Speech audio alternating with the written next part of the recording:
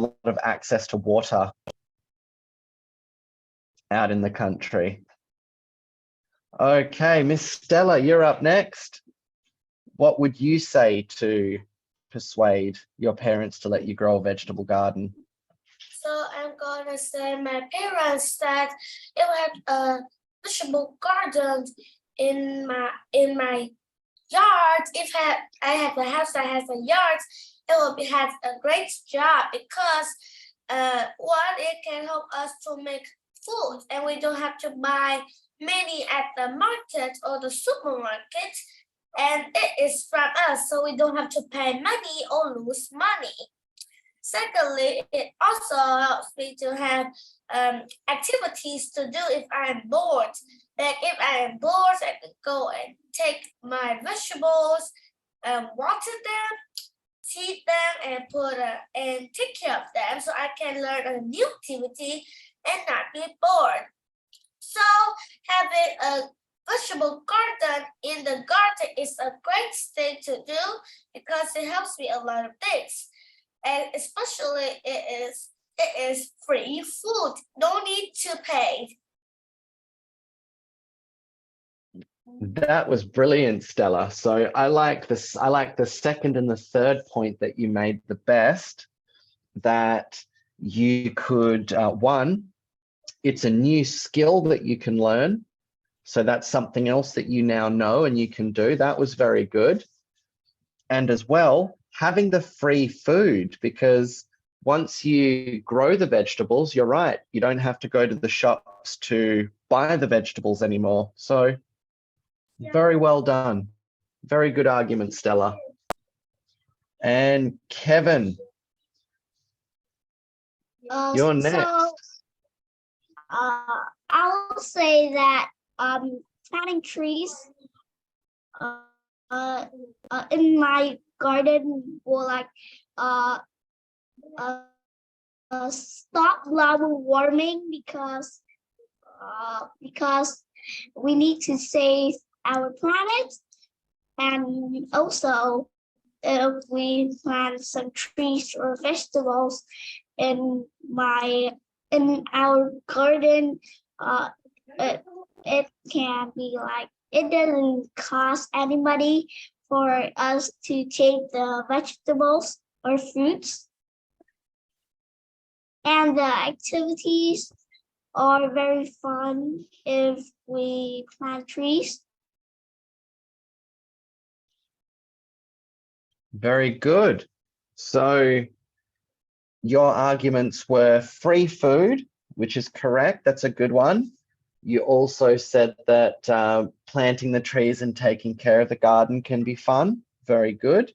And I liked the new argument that you introduced at the beginning, where you said that it would be good for the planet to grow trees and grow plants and vegetables, because in today's day and age, it does seem like a very popular, it seems like a very popular thing to help the planet and take care of the planet and help put some trees back into the ground. Very good. So I'm going to bring up another whiteboard, and we're just going to write down all of these arguments that we came up with. So the first one that I remember, let me know if I miss anything. So the first one was free food by growing it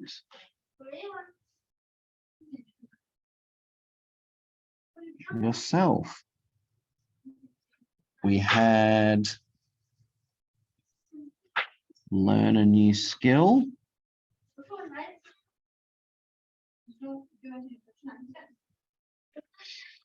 And it could be a fun hobby.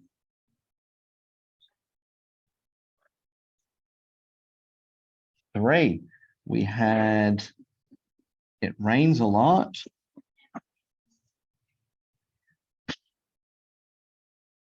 So we wouldn't need to water much.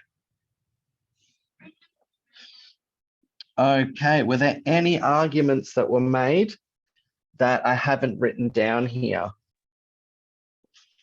You have to plant plants or else you will be tree coasters. It is a normal one that is popular than Say the that, one tree coasters. say that again, sorry, your microphone was very, very fuzzy.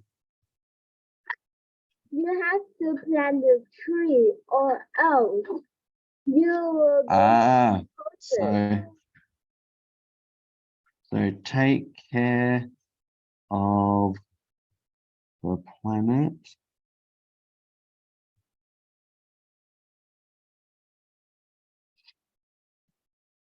by planting trees and veggie plants. Very good, guys. So by working together, we've all managed to come up with a list of some fantastic reasons.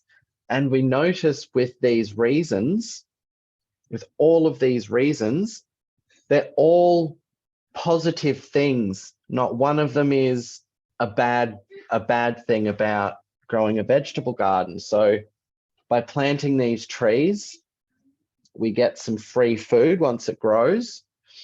We get to learn a new skill, and it can be a fun hobby. If we're ever bored, we can go out and take care of our garden. If it rains a lot, we don't need to water the plants much, so we wouldn't be spending more money by watering the plants all the time. And as well, it can have a great impact on the planet. It can be a very good thing for the planet by planting trees and vegetable plants. So good work, guys. You're really starting to get the hang of this. That's terrific. Let's try that again. I'm just going to leave that up there for one more minute so you can have a look and copy it down if you want to. And then we're going to have a try at another. We're going to have a try at another argument.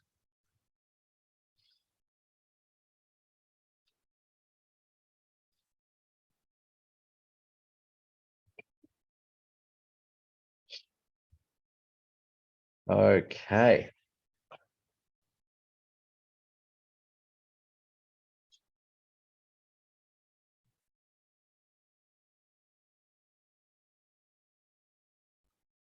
Now, our next scenario, you want to play a board game, but your friend wants to play a video game. How would you persuade your friend to play a board game?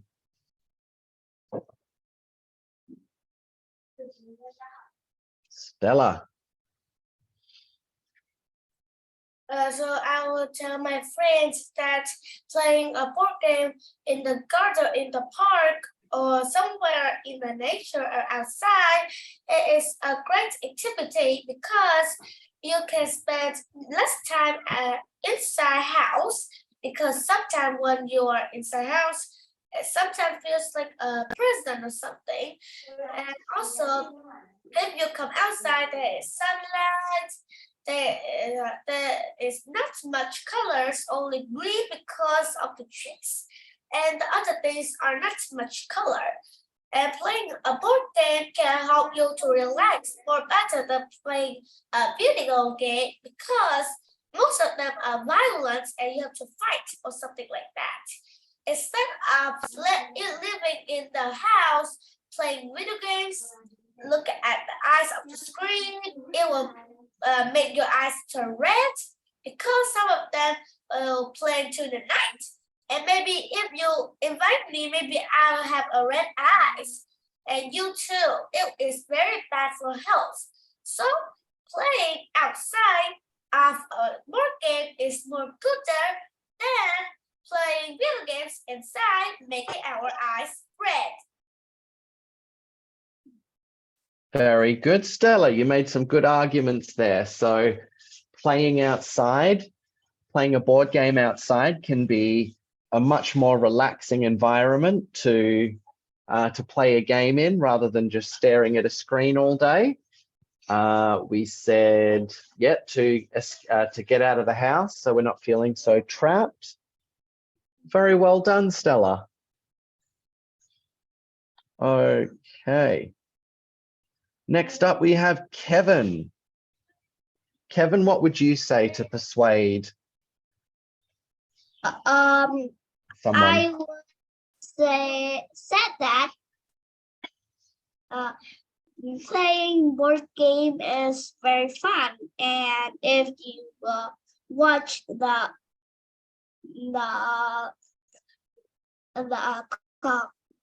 the computer too much or play many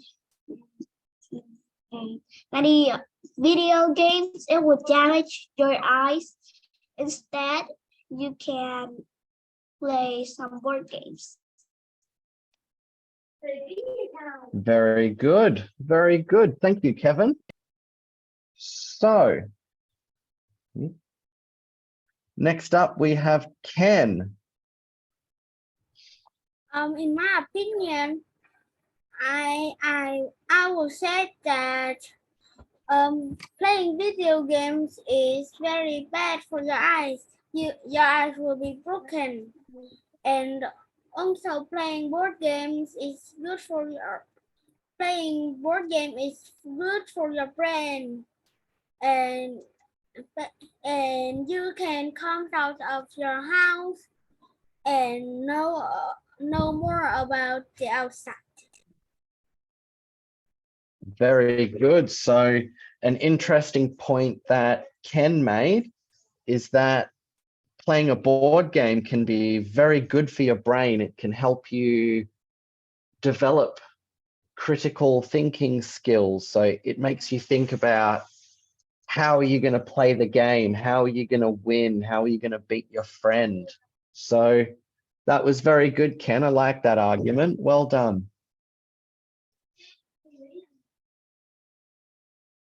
Conan, you're up next.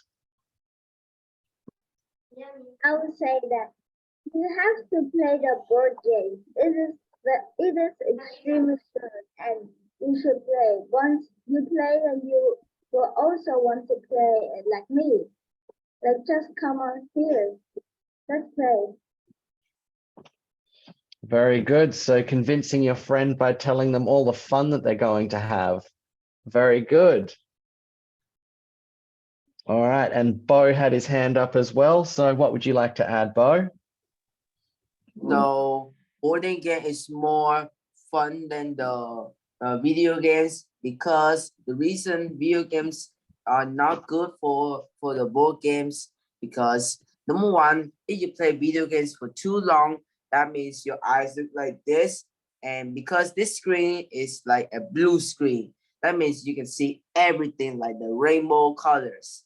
And if you stay for too long or sit there, you broke the bones up there and make your eyes cannot see anything. And you should play board games. Board games can be good for families, friends, and anything like else. You can take anything.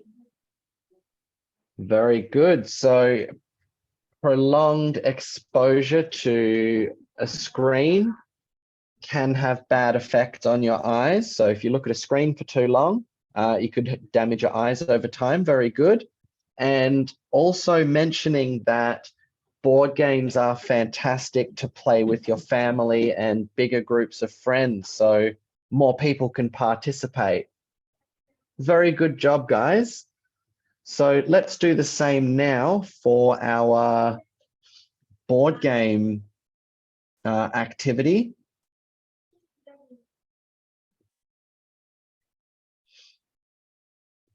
Going to share a whiteboard here. And let's think of all the reasons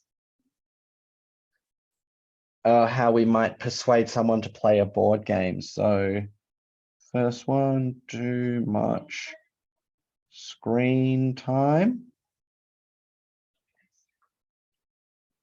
equals damaged eyes. Stella had a fantastic one when she said, play outside. It's more relaxing.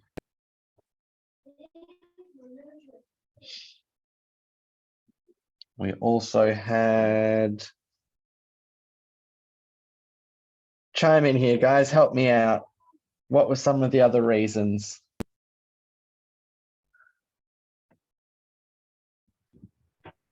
It is you will have the healthy brain. Yes, Like you said. good. Board games help your thinking skills.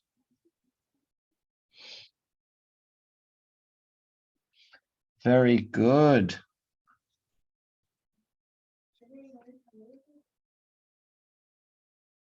So,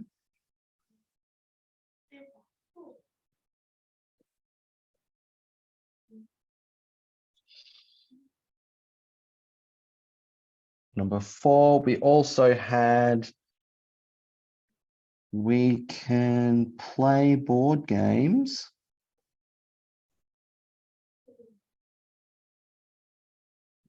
with more people at one time. Did we have any more reasons, guys, that we can think of?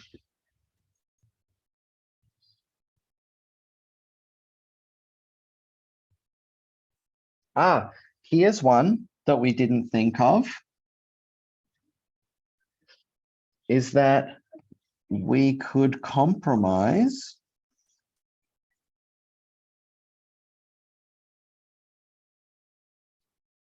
and spend time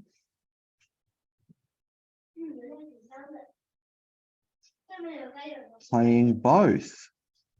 So maybe we could say 1 hour board game, 1 hour video games. So we could come to a compromise where we do both, and that way we both get to do what we want to do. Teacher, can you tell again, Yes. please? My computer had a sound error.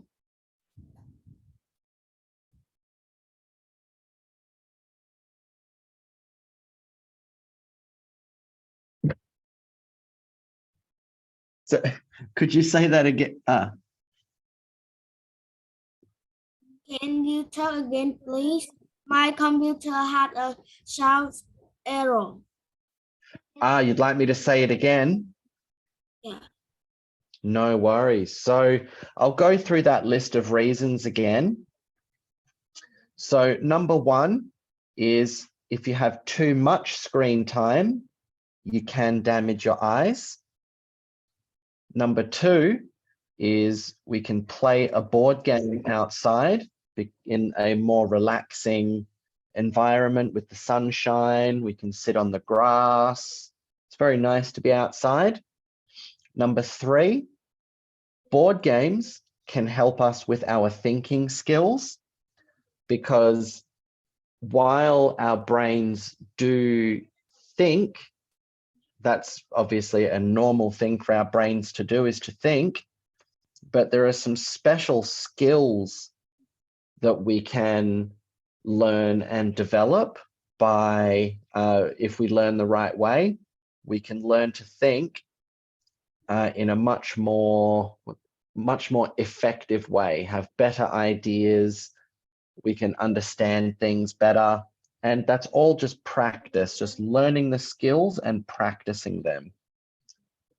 Number 4, we can play board games with more people at one time. So a video game on the PlayStation or the Xbox, we might have one-player game or a two-player game, but we can play a board game with up to 6 people, I think. Some board games you can play 6 people at one time. So if there's a bigger group of friends, you can play a board game and we all get to play at the same time. No one's left out and waiting. And number 5, we could also compromise and spend time playing both. So we could play the board game for 1 hour, and then we can play video games for 1 hour. And then both of us get to do what we want. So those are just some examples of, and some really good examples, guys, of persuasive arguments. Now,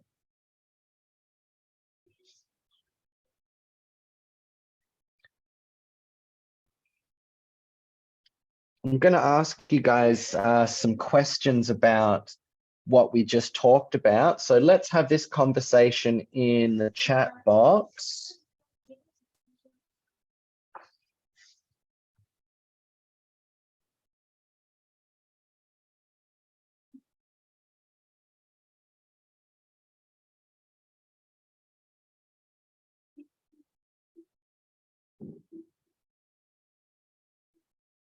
Okay, so where are we here? So which persuasion techniques did you find most convincing? So out of all of the reasons that we just discussed, which of those reasons did we think would be the most persuasive?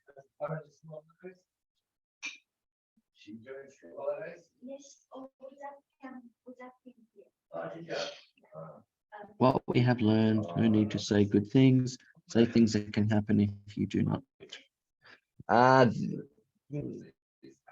Not so much, Conan. So to persuade somebody is to by definition point out the good things that can happen if you do something or if you agree with an idea. So if you say the things that will happen if you don't do it, I mean, really, you just kind of be sitting there bored if you didn't convince someone to play a video game or play a board game. But if you were to point out the bad things that can happen if somebody doesn't do something, that's a different situation because that's letting somebody know of consequences. I'll write that word in the chat.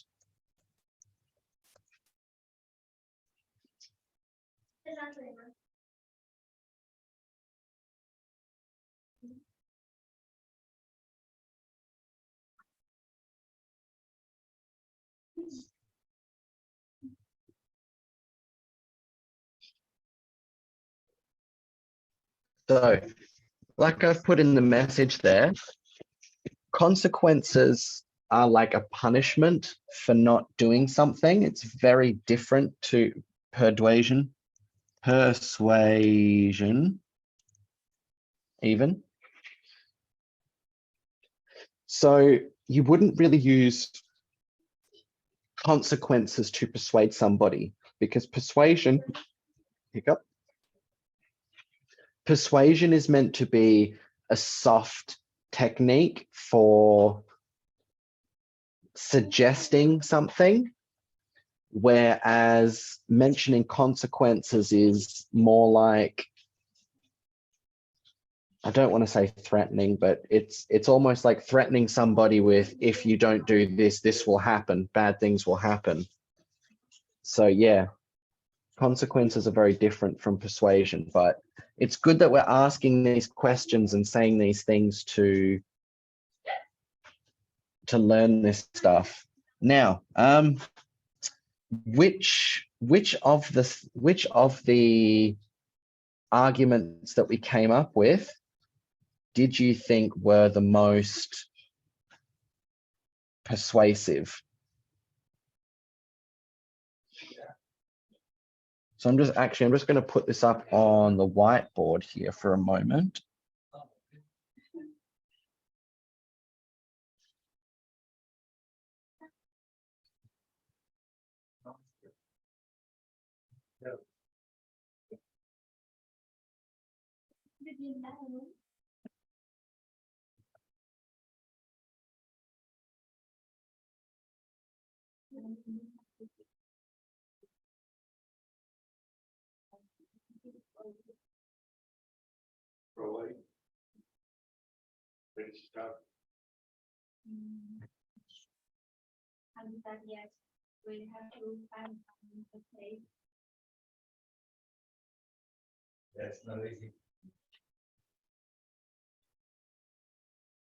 So persuasion is like gently suggesting an idea along with the benefits of agreeing with it. So it's all good. Whereas consequences,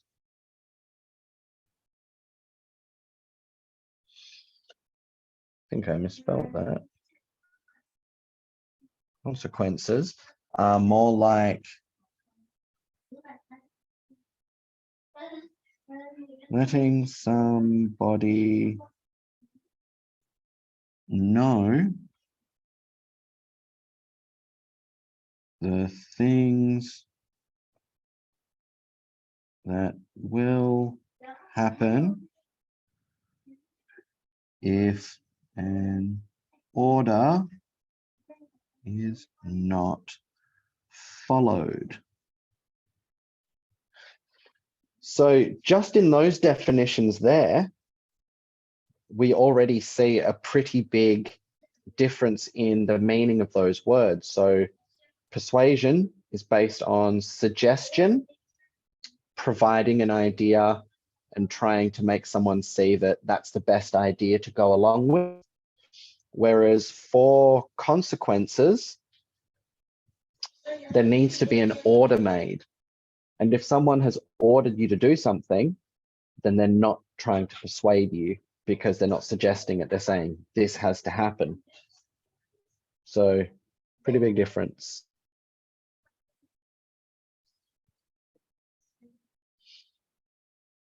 Sorry, Stella, I just wanted to put that up on the whiteboard there just for a moment. But we're back to the chat box now, everybody. So let's have a think about all of the arguments that we came up with for those two scenarios, for growing a vegetable garden and for convincing your friend to play a video game. Now, when we talk about persuading our friend to do something or persuading our parents to let us grow a vegetable garden, it's fantastic that we're thinking of all these great ideas about what we could possibly say.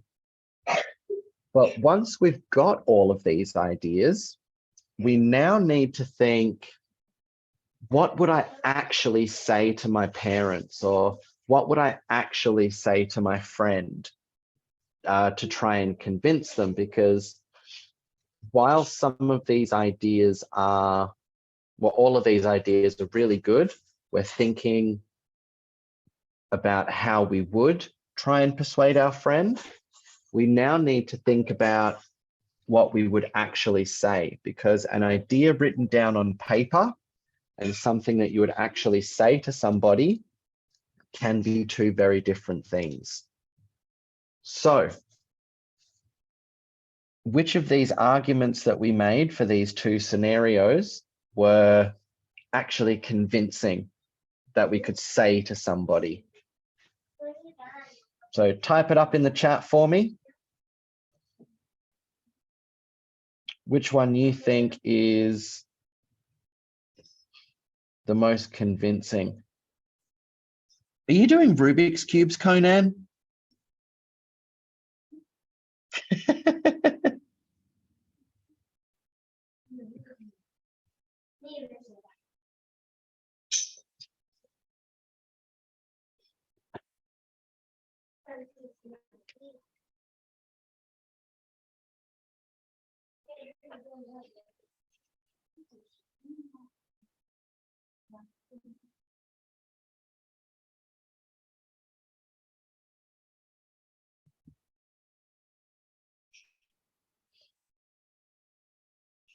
So I'm going to put the first one in the chat.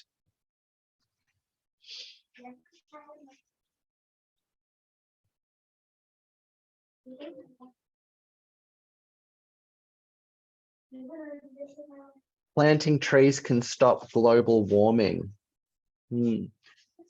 That's a good argument for maybe a debate, Kevin.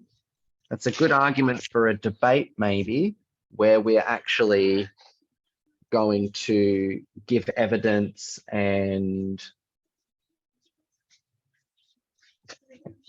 yes, where we're going to give evidence and we're going to speak like that for a debate. But maybe the global warming thing might be a bit too big of an issue for our parents to consider for us wanting to grow a veggie garden. So my most convincing argument would be for the board games. Oh my goodness.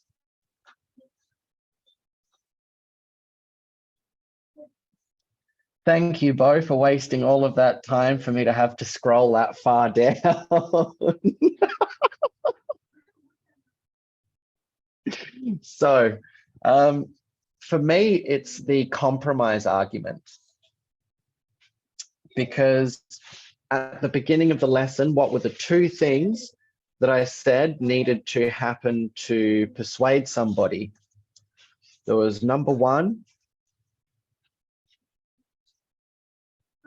we need to point out the good reasons to do something or follow an idea. And number two, we need to tell the person what they stand to gain by following the idea. So, compromise, in my opinion, for the board game scenario, would be the best idea because it follows both of those rules. So we point out the good reasons of playing a board game. So we could go out and play in the garden, be out in the sunshine for a little while.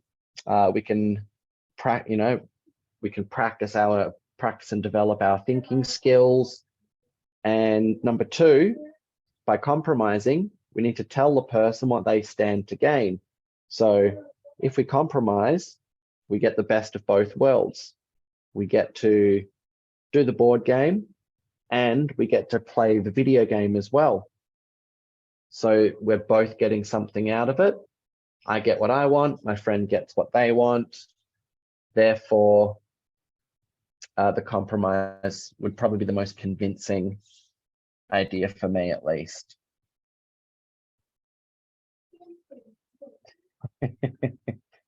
Okay.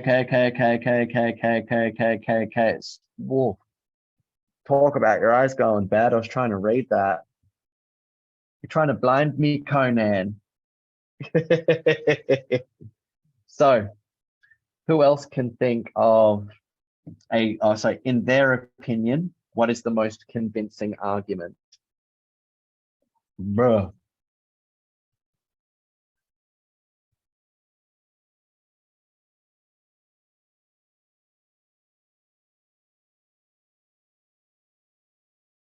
Yeah, I agree, Kevin. Bruh.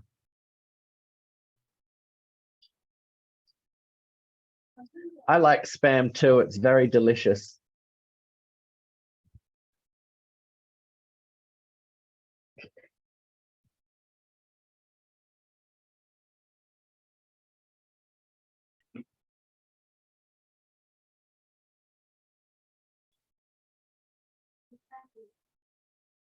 I feel the need to point out.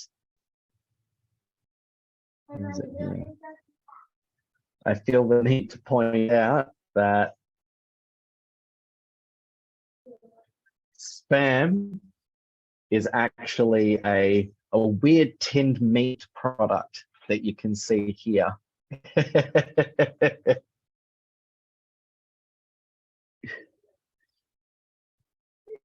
So, oh, not again, Conan, not again. Don't make me cut off your messaging abilities. Well, it's available in Australia and England. I know that much, but I don't. But I don't know which other countries it's available in. But it's quite popular. It's also called corned beef. But I know meat in a tin. It is quite weird, but it's oddly delicious. No, we're not rating Conan. So.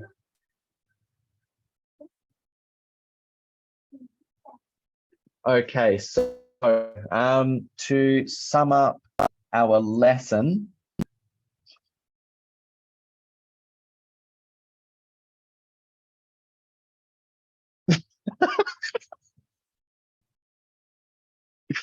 oh my goodness. It's good to know that you like beef, Kevin. It's good to know. So,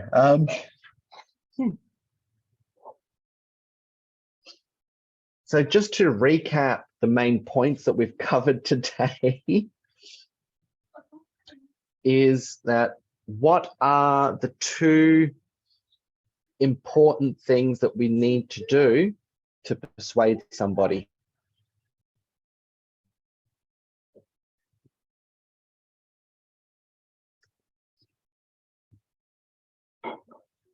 So what are the two important things that we have to do to persuade somebody? Oop, I think my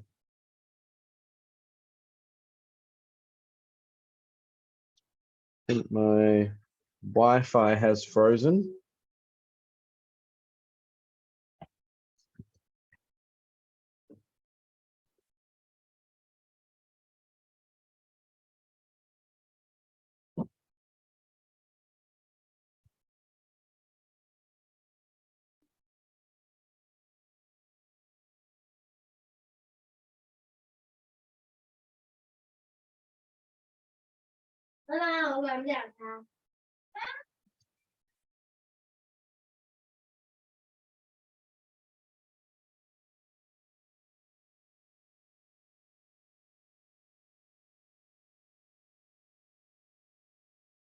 To me. So,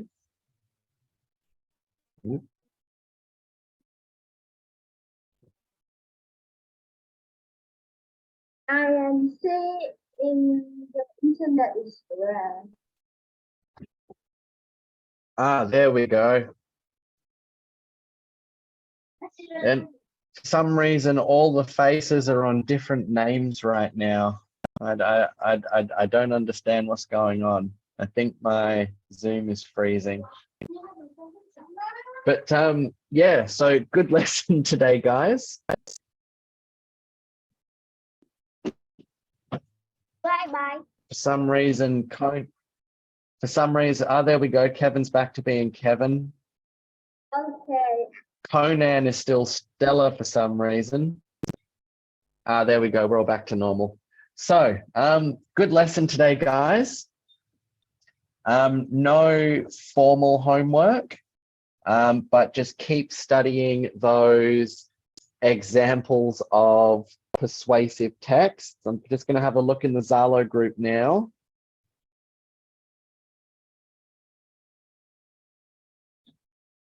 So where are we? Stella's writing.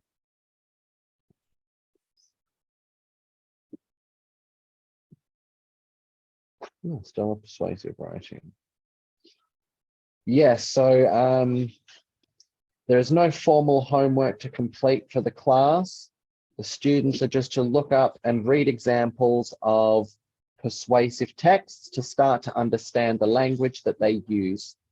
Examples of persuasive texts are advertisements, opinion articles from newspapers and websites, songs and poems, love letters, and watch some videos of debaters presenting arguments. So keep up with that homework, guys. And in our next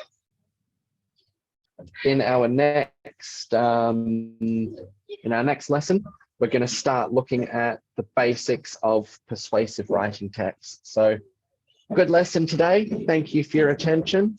I think I'm on my side right now. There we go. I'm back. Thanks, guys. I will see you next time. See you on Wednesday. See you on Wednesday, everybody. See you. Goodbye, teachers. Goodbye. So yes, no homework. There is some study to do. Bye-bye. See ya. I love having no homework. It is supercalifragilistic. Let's go. Remember, there is still some study to do, though. There might not be work to write, but there is some study to do. So do your study. See you, everybody. Goodbye. Goodbye, Din.